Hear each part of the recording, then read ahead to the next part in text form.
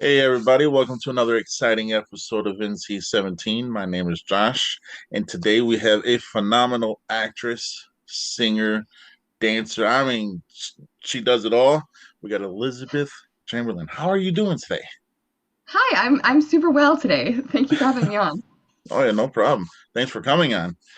Uh, so I want to say start off by saying that I believe that a certain character you played that we will talk about definitely, in my opinion, is going to be a cult classic. So. Ooh, that's a good sign. Oh yeah.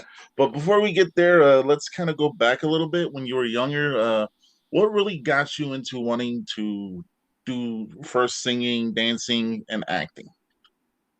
Yeah, well, as long as I can remember, I've always been a bit of a performer. Like at all family events, I'd be bringing out the guitar, singing for my family, or I made up some sort of dance and everybody has to watch, or I did a magic trick that I figured out and everybody has to watch. And then when I went into high school, that is when I got into high school theater and musical theater specifically.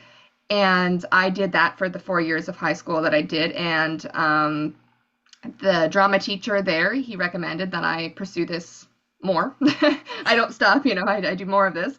And so I did. I went to a post-secondary university, and two of them actually, and got my degree in fine arts and acting. And during that degree, that's when I really got into film. And I auditioned for things and I got to know the community. And that's where I was in university when Grotesque 1 was made. So, yeah. Oh yeah. So speaking of grotesque, you play the character of Mildred Moyer. Uh, Yeah. when you got the script for this and you saw pretty much how much carnage was going to be in part one and two, what was your first reaction? Hmm. That's a really good question. I don't think I've been asked that one before. I think I was excited. Up until that point, I'd never really done a specific slasher. I had done a decent amount of horrors up until that point, but um, yeah, I don't know if I ever knew that that's where my future was going. I don't know if I ever saw myself as a serial killer in a movie, in a horror slasher comedy. I don't know if that it was ever something that crossed my mind until I saw the script. And actually, the script we came up with the idea when we were shooting I'm Haunted. I have a poster for it here, which is a found footage film that is made by the same company and made by the same director and writer, Brandon Reines, with Higher Universe Pictures. And we were on set one day, and he asked me what my dream role would be. If I could play anything in the world, what would my dream role be? And I told him that I'd probably like to play a villain that the audience roots for, the audience feels bad for. Maybe the audience wants this villain to win. And then he ended up coming back to me like not that long later. He's such a fast writer. It was not that long later. He's like, "So, I've got the perfect script for you." And he showed me the script, and it actually was an adaptation of a different script, of the same script, but Mildred had a different. Mildred was an old lady at the beginning of the very first iteration of Grotesque. She was an old lady and deformed and whatnot, and then he rewrote the character to kind of fit me instead. So yeah, I actually got it when I was on set with him for a different film, so that's kind of cool. Oh yeah. I'm gonna say that I definitely kind of don't see. I mean, I get it. You killed a lot of people in that movie, in both of them actually, but I don't see you as the villain. The people were the villain, and you were the victim. Then I've done my job. But it was kind of like the way I interpret it. And me and my wife watched part one and two together, and she Oh, does awesome. like she can't stand blood and gore, but she loved your character so much she sat through the whole thing. So uh, she kind of said you were the female bad person, like you were the female Batman, only killing people. Oh my God, that's a huge compliment. I'm a huge Batman fan, like number one comic ever. So when you were just pretty much doing everything you were doing in that film, because I don't want to ruin it for people who haven't seen it, but I do want to say that I've seen it multiple times. I'm a nerd like that.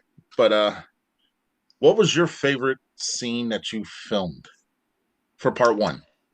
Ooh, that's a really good question. The fight scene with Julie Whalen, with Blanche, that's the best. That's the best. That's what the whole movie works up to. And actually, when we had the screening, when we had the very first premiere for the movie, we had people cheering in the theater, like just rooting Mildred on. Most people, I think, are like you. They don't really see Mildred as a bad guy, which is crazy because if you actually put that logic onto our real world, um, she is not a very nice lady. But yes, most people do root for her. Most people do want her to win, and that's kind of what we aim for. Yeah, that would be my favorite point. I really like acting with Julie Wayland. She is just she's one of my favorite filmmaking contacts in the business that I have. If I could work with her 1,000 more times, I would. I just love working with her. So pretty much every scene that was with her were my favorite. Yeah. Uh, I want to say though, like, and kind of get your thought on this too, because when you're filming characters that are very vastly different than what most people are used to seeing, uh, would you say that the end goal is to make sure that every person that's either in the theater or at home watching it feels a different emotion at different times for this character? Hmm. That's a really good question. I don't think so necessarily. When I'm actually doing, like when I'm actually filming and I'm an actress and I'm just doing the actressing thing, the only person I'm really trying to please is the director, Brandon. I don't really think ahead to, oh, what are the audiences going to think about this and that and whatnot. I'm just trying to get Brandon's vision out there and be true to the character and be true to the scene and kind of stay in the moment. Those things are normally what I'm thinking of. Um, Although once it does get to the theater, I am I'm really interested in what everybody's thinking, right? Uh, I know some actors that do not want any feedback from anybody. Like, don't tell me anything about the film. Don't tell me if you liked it. Don't tell me if you hated it. And I'm not like that. I'm like, I want to hear every step of the way what you thought. And it's not like I'm gonna be upset or it's gonna change my opinion of things wildly. But I mean, ultimately, we're not just making films for ourselves. We're making films so that other people will watch them and enjoy them, and especially something like Grotesque, because I don't only act in it. I'm not only the lead character, but I do help um, a decent amount of the production of the film. So I'm actually a part of the production team and a part of the filmmaking team, which I'm not on most films, but for this film I am. So it's really important to me that people like the film. And we work really, really, really hard on it. It's a lot of work. And so if everybody hated it, it would be a little lackluster, I think. Luckily, that's not the case. Most people don't hate it. Oh yeah. Uh, I rate my movies like I don't know if you've seen any of the interviews I've done, but I or movie reviews. I rate my movies 1 to 10, 10 being best, one being worst. Phenomenally, both of them both hit a 10. Aw, You know, thank and you. That's so nice. I mean, I'm a big fan of like practical effects. I'm a big fan of definitely blood and gore, but I'm also a big fan of the way that people portray these characters. And I want to say that from beginning all the way to the end of part two, there was definitely some emotional points, but then there was a lot of points like when you were getting ready to kill somebody, you shoot a one liner, and I'm like, damn, this is that kind of movie, isn't it? Yeah, there was that one point where Brandon asked me, he was like, I don't know if every scene needs a one-liner. What do you think? And I was like, that's what we're serving, Brandon. Like, that's what people want. Yeah, it is that kind of movie. And I think that if people need to know what they're in for right away. Like, I don't want anybody to get into this movie thinking, like, oh, this is a rom-com or a serious drama, and then being disappointed, right? So people need to know right away, like, this is what we're after. And then the people who stick around are really, really gonna love the movie, I think. I think it's right up people's alleys of cult classics, like you say, those kinds of things. Yeah, I think generally the people that this movie, the audience that this movie is for, people have been it's been really well received. Both of them, both Grotesque 1 and 2, and that makes, that makes me happy. I'm glad. Oh yeah. I do want to say though, like one of my favorite lines is just you were like, someone's gonna die. A whole lot of people are gonna die. I was like, oh, I'm in for the ride. So Yeah, uh I still haven't counted. People ask me all the time, how many people do you kill? And I really should just sit there and just with a tally thing and just go through how many people Mildred has killed.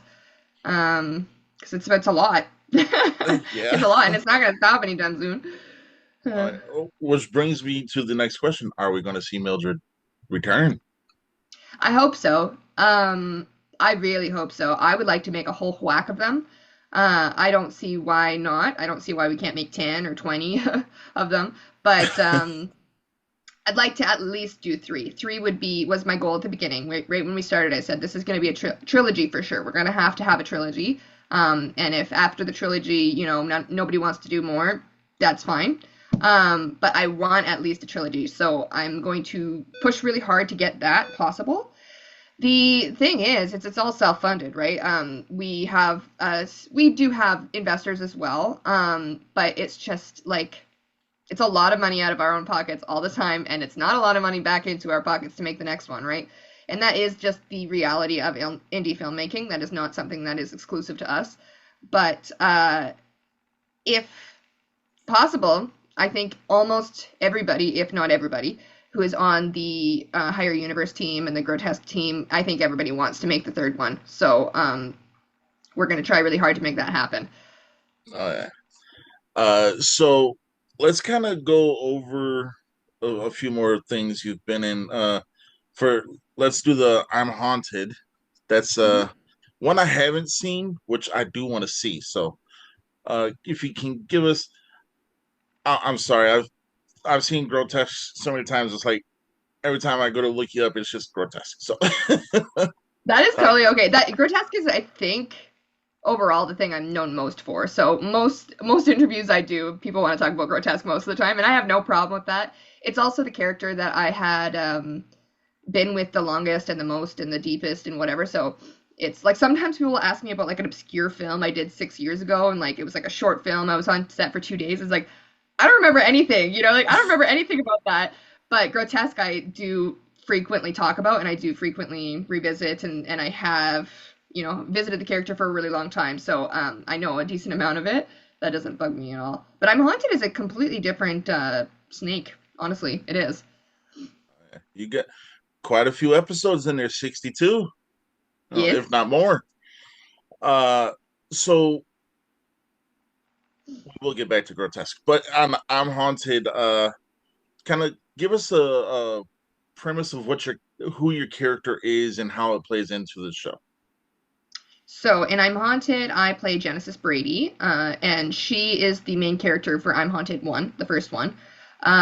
We started off releasing it episodically on YouTube, and just like these little episodes, and they're shot first person. Some of it's shot on a webcam, some of it's shot on a phone. Yeah, I think. And actually, for the movies that we've done, it was probably one of the cheapest to make, and it's mostly like suspense. It's kind of like Blair Witch, like up close. She's panicking, she's like freaky things are happening. Most of which are just like Brandon behind the scenes, like closing and opening a door or whatever. But not for Genesis. Genesis is not having a good time, and she's being haunted, and she doesn't know why. She's trying to investigate, figure it out, and she's just your average girl. So that's kind of the premise of it, and you kind of find out that maybe she's not the best person after all. But maybe she is. Maybe she is just like what everybody else would do if they were in that situation. Who knows? So yeah, I really quite like I'm Haunted. It was fun. It was also while I was in university, and it was just kind of in between classes and other projects and filming days and stuff. Brandon and I would go over to his apartment at the time, which is Genesis is in the movie and in the series, and he would just write down he wrote down the script, and I would just learn it on the spot. Like it wasn't something I prepped for. I would just have the page, I would memorize the page, and then I would go and I would try to try to give it the best I could. And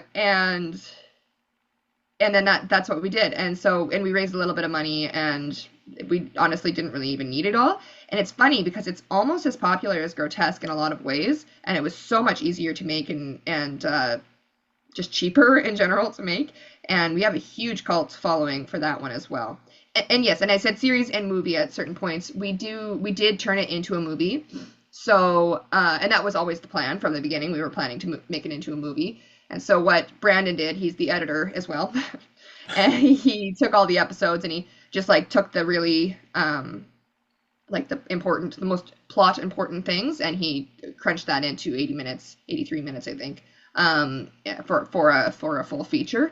So it's actually something that some people don't know. Some people go and they watch the movie and they think that's it, but there's actually a lot more plot in the series. If people do like it, they should go back and watch the series after, because there's a lot of information that you don't get in the movie that you don't necessarily need, but if you like it, you can go back and find all that extra info. Yeah. Uh, I'm definitely going to check it out. Probably the series and the Cool. movies.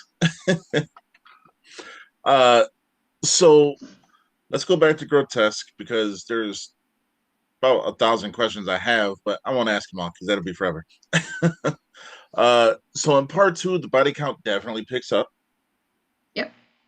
Uh, what would you say you had funner doing, the kill scenes in part two or the kill scenes in part one? Part two for sure. Part two was it was just amazing. It was like just a once in a lifetime experience.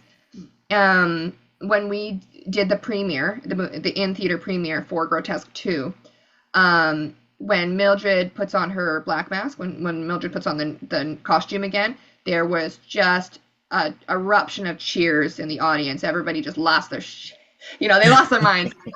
They were so excited, and that's how it was in the moment when I was actually doing it. It's just like, Mildred's back, Mildred's back, and I put on the mask. And often we have extras or background talent that come to participate in certain scenes in movies, and it's just so cool for those people because they've all seen Grotesque, or most of them have seen Grotesque 1, and they come in and they kind of go like, ooh, this is Elizabeth Chamberlain, like she plays Mildred Moyer. You know who Mildred Moyer? Like they're all like, everybody's excited to be there. Whereas in Grotesque 1, everybody's excited, but in a different way. They're just like, yep, we're making a movie, but like in Grotesque 2, they're like, oh, we're a part of something that already, has momentum. This is already a thing, and it's going to be great. And so I think everybody was just like really excited to be there and really grateful. Um, yeah, there was this buzz of energy just being back doing the thing that we all wanted to be doing. That was very infectious. So yeah. Uh, uh, let's talk about the poster for part one and part two. So symbolic are the movie posters for pretty much what you're going to be seeing, what you're going to be witnessing. But I see it right back there. Just the fact that you got the blade in your mouth, I'm like, oh, this is going to be real good. So I'm not gonna lie to you. Like I've shown it to some friends who've come over and we've had like little watch parties or whatever. But everyone who's seen it over here at least has thoroughly enjoyed it. And when I said, "Hey, I'm actually going to be able to talk to her," some of them was like, "You bastard."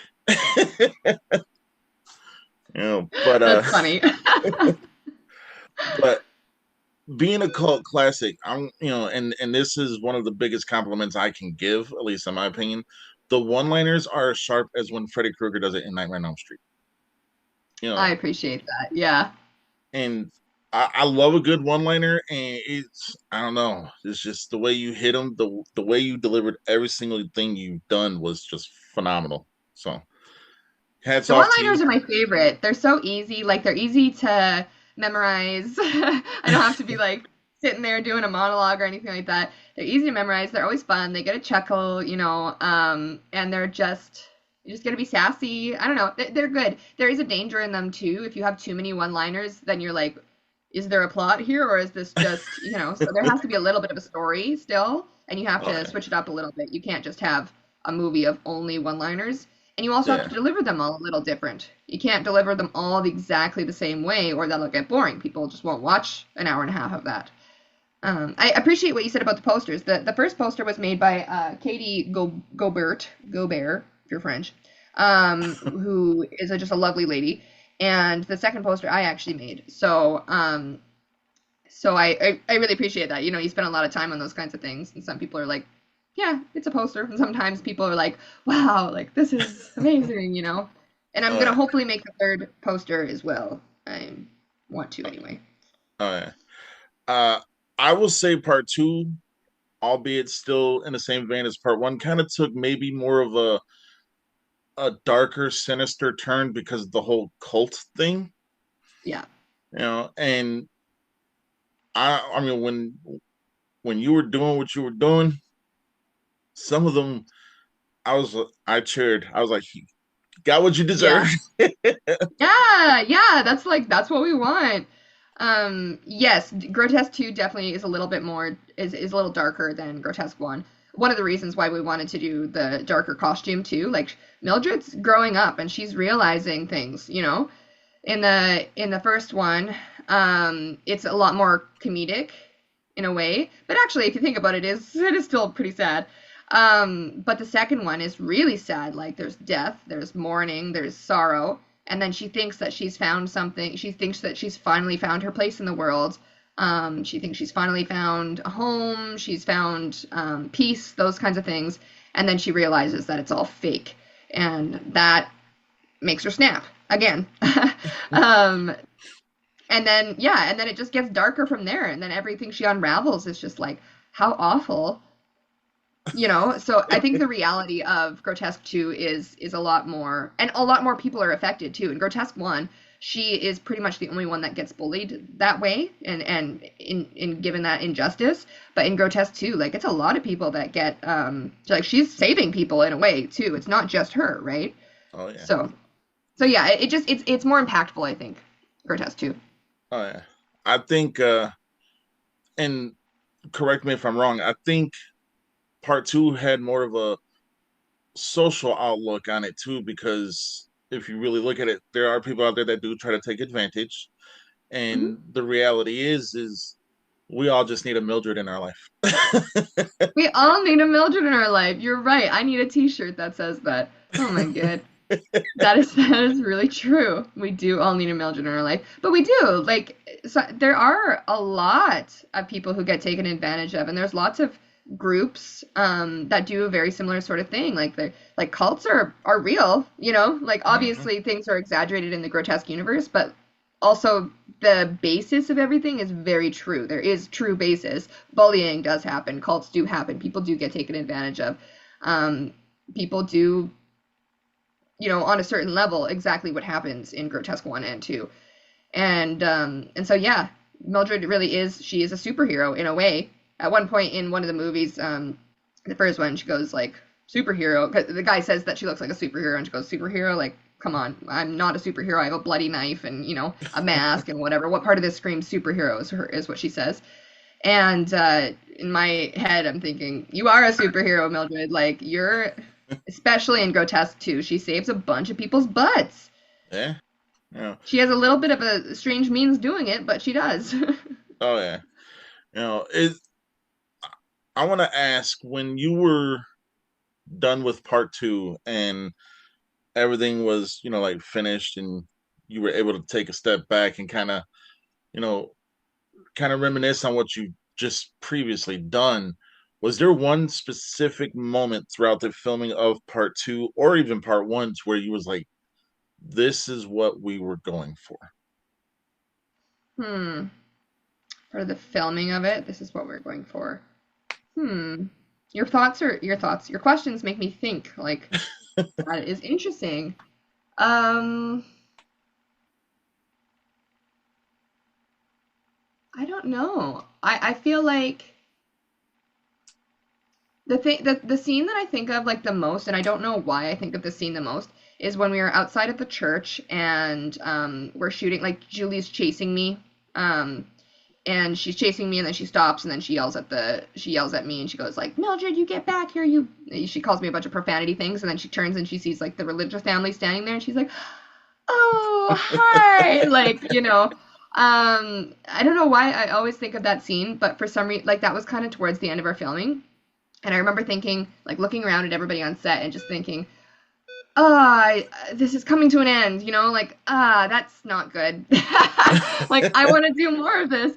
And I remember walking up to Brandon and being like, what are our plans for Grotesque 3? We got to do Grotesque 3. And I was just like, I was almost frantic and like kind of desperate, probably. He was probably like, girl. But but I was like, we can't stop. Like, this is what we're all made to do. And there was a lot of people on set that day, and we're all in the parking lot watching Julie yell at. They actually those Julie yelling and Julie the family. Those two parts were actually shot on different days, so the family wasn't even there the day that she was yelling. Um, but movie magic, whatever. But anyway, so on that day when she was yelling, there was just so many people there that I just loved, and we had everybody standing around watching Julie do her thing, and it's just like it's magic. You just love everybody, and after this whole thing, we started doing Grotesque. The original idea for Grotesque, we shot a little pitch pilot trailer kind of thing. It's like that was 2019 when that was released. So we've been doing this for 6, 7 years probably, and probably have thought about it for 8. Like this has been a long time, and most of the people that are on our team have been on for that entire time. So you really get to love people. You really get to, it's like this is people always say like film family and stuff, and sometimes I'm kind of like, okay, yeah, chill, it's a job. But at the same time, I'm like, no, I like this. These are my brethren, like I love these people. And you do kind of like go through the film trenches, so to speak. Like I'm sitting there in a bikini in like way too cold of weather because the only time that we can book the campsite is when people aren't going to be booking the campsite, so not the ideal weather. It's like, who do you have supporting you? You have Jason, who's just like friggin' awesome. And he will come and like grab a towel and he'll blow dry my hair for me and whatever, like those kinds of things. And then you have Caitlin, and she's just like, I mean, Caitlin's seen me in all stages of undress and whatever, and put lots of different items on me because she's the costumery, right? And like it's like the two of us are trying to figure out what works half the time, and then Jamie Clark, she's the makeup artist.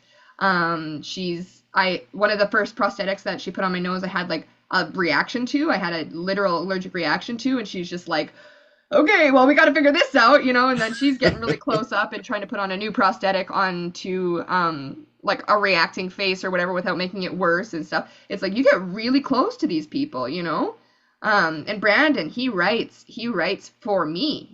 He's writing stuff that he thinks is going to sound good in my voice. Like that, I don't know how much more personal you can get with a person than to make personal art like that with somebody. Like that's really beautiful. And then Julie and I are like long nose to nose, screaming at each other and fighting and wrestling and whatever. And we always have to be on top of our game, and we always have to be prepared, and we have to be there for each other too. It's just like, what a team, Like those are not people that I want to leave at the end of the day. I want to do everything with these people.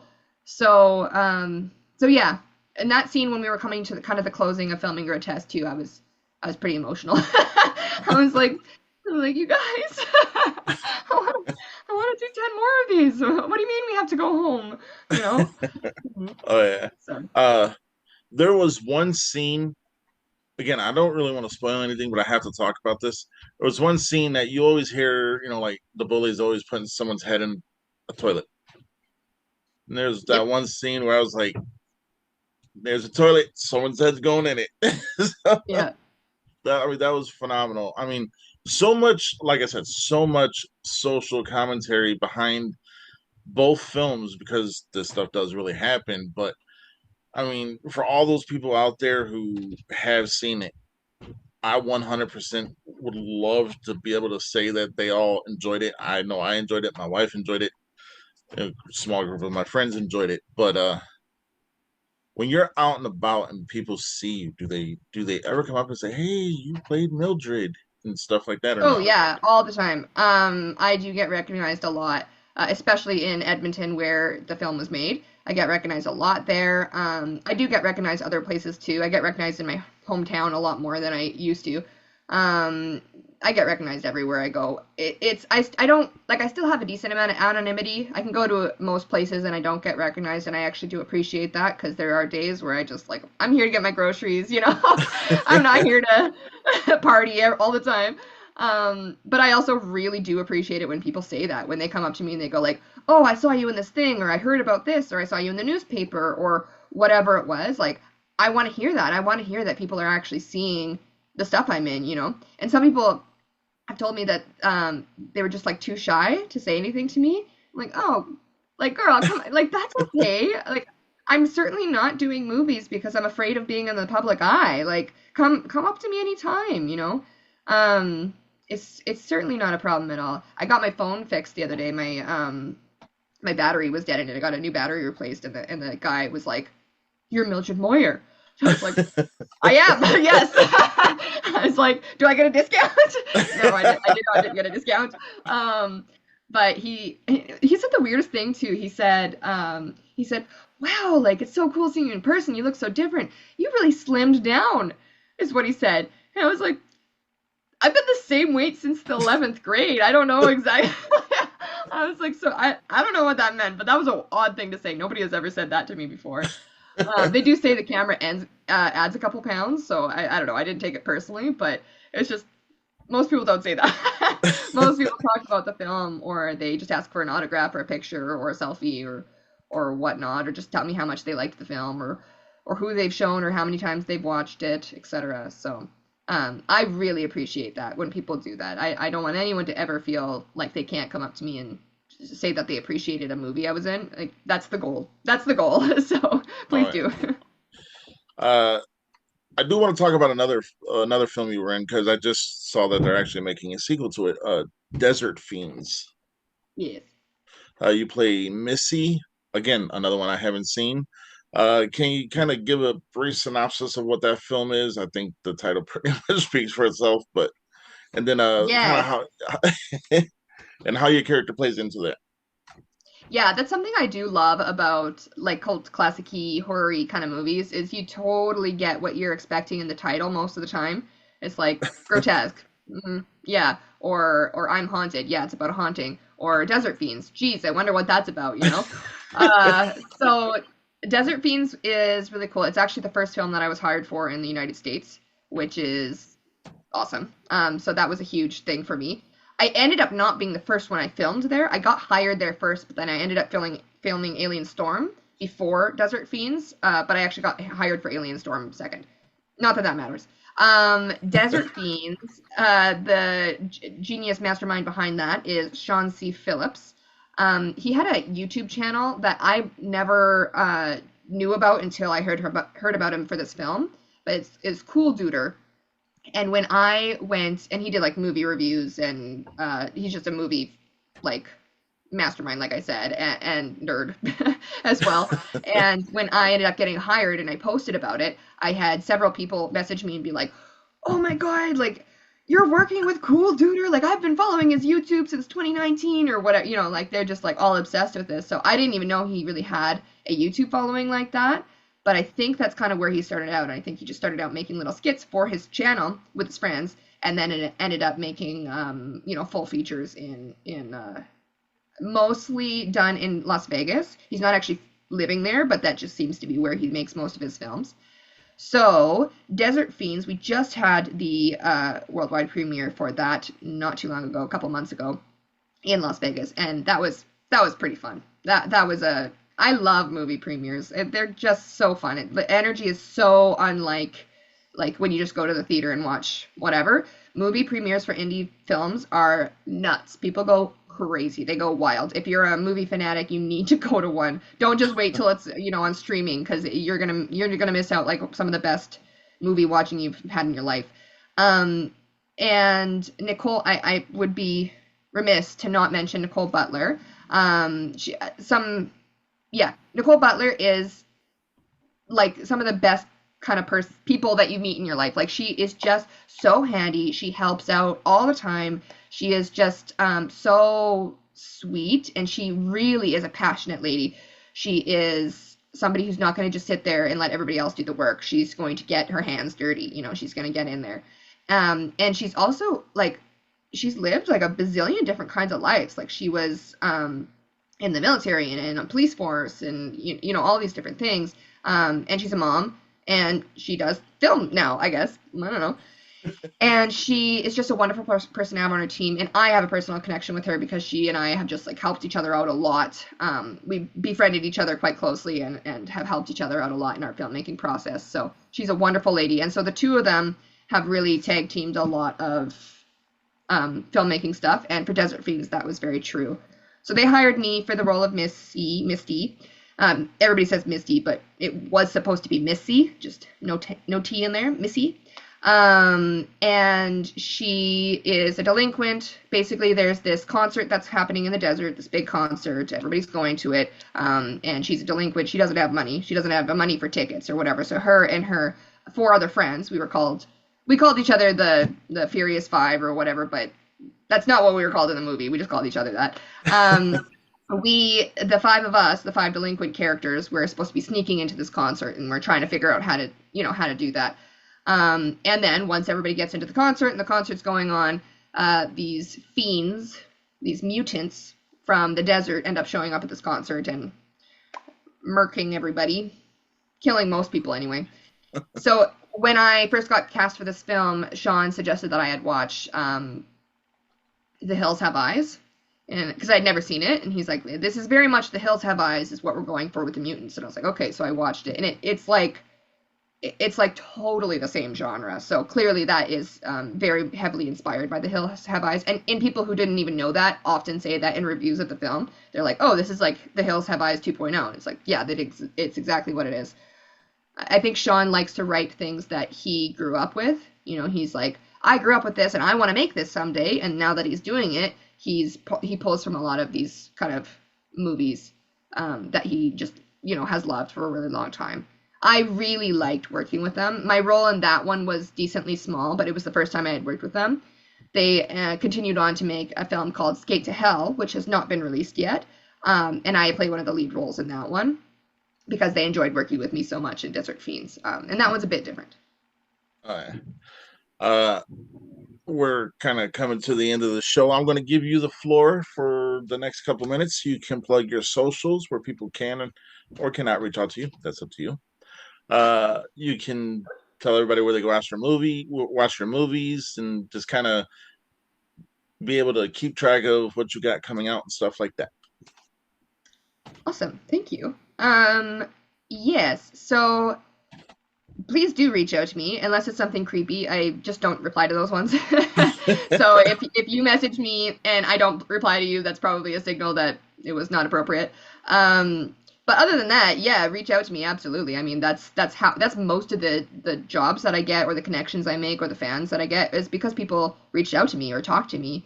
That is, that's what I'm doing. I'm in a way, I'm a public figure. It's not really the goal. The goal is just to be an actor, but it kind of comes with the territory. You got to be a little bit of a public figure. So I do not mind talking to people, especially if they want to talk about the films that I've been in. People all the time reach out for advice on how to get into filmmaking, or where to watch certain things, or where to join, or how to participate, or whatever. People are interested in the industry. Obviously, it's a very interesting industry. So I have no problem with people reaching out to me about that kind of stuff, even if they don't have, a business job proposal or something like that. Anytime, reach out. And so in order to do so, there's lots of ways. I am on, I think, most standardly accepted social media. I'm on Facebook. I'm Elizabeth Chamberlain, Lain at the end of Chamberlain, on Facebook. You can go facebook.com / Elizabeth Chamberlain page. That'll be me, or Elizabeth Berlin. It's kind of like my name smashed together. You just start on my first name, and when you get to the E, you go to my last name. And that's very much my social handle for a lot of things. I'm on Instagram.com / Elizabeth Chamberlain. I'm on TikTok. I'm on Twitter, or X, or whatever we call it now, Twixter. And same thing, Twixter.com or X.com / Elizabeth Berlin. Also, I have a website. And so if you ever forget any of that, my website is just elizabethchamberlain.com, and it has links to everything. It has links to all my social media. It has links to, I think, most of the movies that I have that are released out there. And most of them are available in some format for free, and if they are, I have linked the free version there. Grotesques are available on Tubi for free. You don't even have to sign up anything. You just watch it. You just click the link and you can watch it. And a lot of the other movies are as well. I'm Haunted is as well. A lot of movies are not released yet. That's just the way it is. It takes a long time. But when they are, they will also be up there. And there's a contact me page on there as well, so you can contact me through my website. Sorry, if that when all else fails, you can do that. I'm also on YouTube, youtube.com/Elizabeth Chamberlain, same kind of thing. Yeah, I don't know. I appreciate you having me, Josh. This has been great. It's been my honor, and the best part is you're you are your character. I can tell because you just take everything into and it's perfect. So I want to thank you for coming on. You've been an all star of a guest, Oh, and great. it the thing about this show, and I've said this the last couple episodes. This show is not for me. This is a platform for you guys to be able to come on, so we can get to know you a little bit better, and kind of just gauge, like how enthusiastic you guys are, and pretty much just to promote yourselves. And for that, this channel will always be for everybody. Uh, I always tell everybody, once you've been on this show, you got a home with us, you can come back anytime. Aw. And I probably will ask you back because I do want to talk more about grotesque. There's so much. That's good. Yeah, when we release the third one or when we're working on it, we should meet up again and we could talk about that because you probably would want an inside scoop, and I would be happy to give it. All right. Uh, I normally close the show with saying everyone stay NC-17, but I'm gonna let Mildred close the show today. So, sorry, what's the line? Say what? Everyone stay NC-17. Everyone stay NC-17. Okay, are you ready? Yep. Thanks for having me on, Josh. Everybody stay NC-17. All right. Later. Later.